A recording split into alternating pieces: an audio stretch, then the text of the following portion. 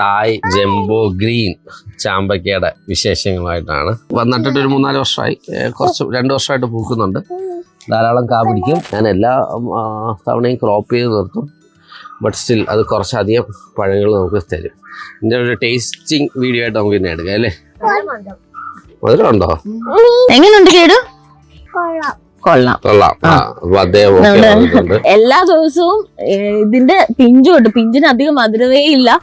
വലുതാവുമ്പോഴാണ് ഇതിന്റെ ഭയങ്കര ജ്യൂസി ആയിട്ട് ഒത്തിരി വെള്ളമൊക്കെ ചേർന്നിട്ട് ഒരു മധുരം വരുന്നത്. പിഞ്ചു തൊട്ട് ഏത് സൈസും ഞങ്ങൾ രാവിലെ ഫ്രൂട്ട്സ് ആയിട്ട് കഴിക്കുന്നതാണ്. ഭയങ്കര ഫാനാണ് ഈ ചാമ്പക്കയുടെ. മധുരം പക്ഷെ ഭയങ്കരമായിട്ടില്ലല്ലോ, അതോ ഉണ്ട്? വാട്ടറി ആണ്.